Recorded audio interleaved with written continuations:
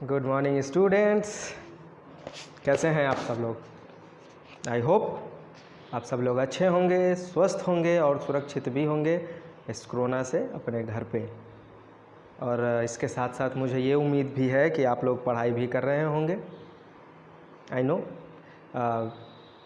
तो अभी तक हम लोगों ने जो भी पढ़ा था उसका आप लोग रिवीजन करते रहें। क्लास में जो भी पढ़ा था हम लोगों ने उसको घर पे रिवीजन करते रहें, क्योंकि जैसे ही लॉकडाउन ख़त्म होगा तो मे बी आप सबके स्कूल्स, कॉलेजेस या कोचिंग्स सब खुल जाएंगे, तो हो सके तो कहीं आपका टेस्ट वगैरह कुछ भी हो सकता है।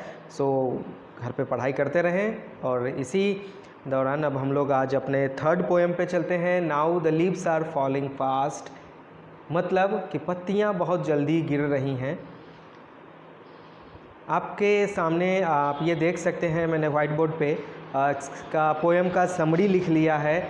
आप इसको समझ सकते हैं। इसका मैंने थीम ऑफ द पोएम या प्लॉट ऑफ द पोएम मैंने ये भी लिख दिया है। आप इसको देख सकते हैं, ये समरी है।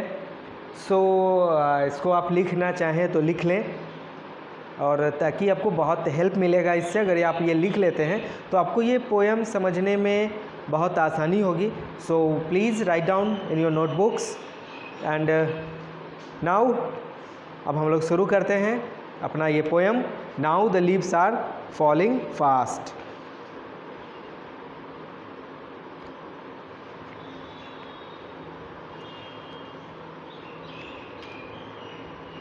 Yes, and the writer of the poem is इस लेसन के राइटर हैं W.H. ऑडिन। W.H. ऑडिन के बारे में पहले हम लोगों को जानना चाहिए, क्योंकि इससे भी एग्ज़ाम्स में कुछ क्वेश्चंस आते हैं। तो W.H. ऑडिन एक इंग्लैंड के बहुत अच्छे कवि थे। ये कवि मुख्य रूप से इंसान या इंसान के दैनिक जीवन से जुड़ी हुई बातों के बारे में ही लिखा करते थे या बताया करते थे। तो इस पोएम में भी वो यही सब बताने की कोशिश कर रहे हैं। तो स्टूडेंट्स, ये पोएम ऐसे है कि आज के समय में हम लोग जिस इंसान को देखते हैं, हम सब, चाहे वो कोई दूसरा हो, हमारे परिवार के सदस्य हो या हम खुद ही क्यों ना हो, आज हम सब लोग बहुत तेज़ी से अपनी मृत्यु की तरफ बढ़ते चले जा रहे हैं। मृत्यु की तरफ बढ़ते चले जा रहे हैं मीन्स मृत्यु की तरफ बढ़ते चले जा रहे हैं का मतलब है कि हम लोग आज जैसा जीवन जी रहे हैं, जिस तरह से हमारे जीवन जीने की का ढंग है आज का है, हम लोग बहुत ज़्यादा दिनों तक जीवित रहने वाले नहीं हैं। आप जानते हैं, आपने सुना होगा कि हमारे जो पूर्वज थे वो बहुत दिनों तक जीवित रह सकते थे, 100 साल, 150 साल, 125 साल तक रहते थे। बट हम लोग आज उतने समय तक जिंदा नहीं रह सकते हैं। ठीक है। इसके बाद कभी इसके साथ ही ये भी बताने की कोशिश कर रहा है कि मौत, मृत्यु, डेथ, ये एक ऐसा सच्चाई है जिससे हम चाह कर भी कभी पीछे नहीं, अब उससे अपना पीछा नहीं छुड़ा सकते। हम उससे जितना दूर भागेंगे वो उतना ही नज़दीक हमारे आएगा। तो हम सबको अपने मौत से डरना नहीं चाहिए, क्योंकि वो एक दिन आना ही है, वो निश्चित है, वो एक यूनिवर्सल ट्रूथ है जिसको बदला नहीं जा सकता है। इस दुनिया में जितने भी जीवित प्राणी हैं, चाहे वो पेड़ पौधे ही क्यों ना हो, एक जानवर ही क्यों ना हो, या फिर हम इंसान ही क्यों ना हो, हम सबको एक दिन मरना है। मौत का देवता आ चुका है, हम सबके सामने खड़ा है, हम सबके जीवन को खींचने के लिए, छीनने के लिए। तो हम क्यों ना आज कुछ ऐसा करें कि हमारे मरने के बाद भी हम लोगों को याद आएं, लोग हमें याद करें, अच्छे के लिए, बुरे के लिए नहीं। इसके बाद कभी एक इंसान के शरीर, एक इंसान के जीवन की तुलना एक पेड़ पौधे से कर रहा है।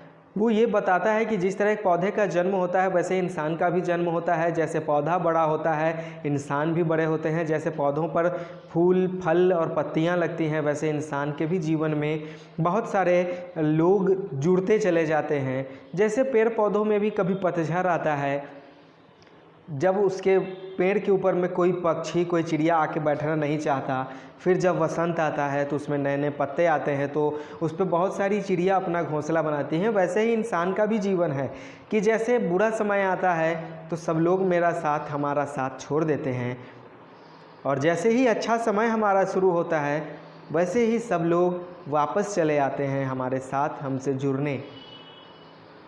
जिस तरह से एक पौधा धीरे धीरे अपने अंतिम समय में पहुंचता है, एक ऐसे एज में पहुंचता है जहां से उसे फिर पीछे अपने बीते हुए समय के कुछ यादों को लेकर वो अपना जीवन ख़त्म करता है, वैसे ही एक पौधा भी जब वो अपने अंतिम समय में पहुंचता है तो वो अपने बीते हुए पतझड़, आए हुए वसंत, इन सब को याद करता है।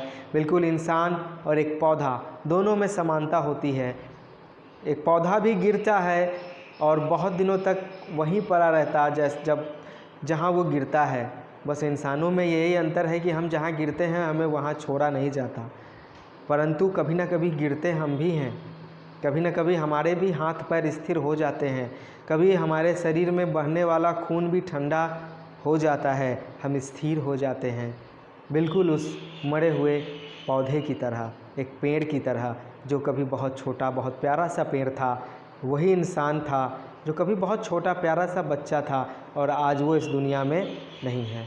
तो ये एक यूनिवर्सल ट्रूथ है, एक ऐसी सच्चाई है जिसको हम चाह के भी नहीं बदल सकते। तो फिर क्यों ना हम अपने मौत को, अपनी मृत्यु को कुछ ऐसा बनाएं कि लोग हमेशा अच्छे से हमें याद करें।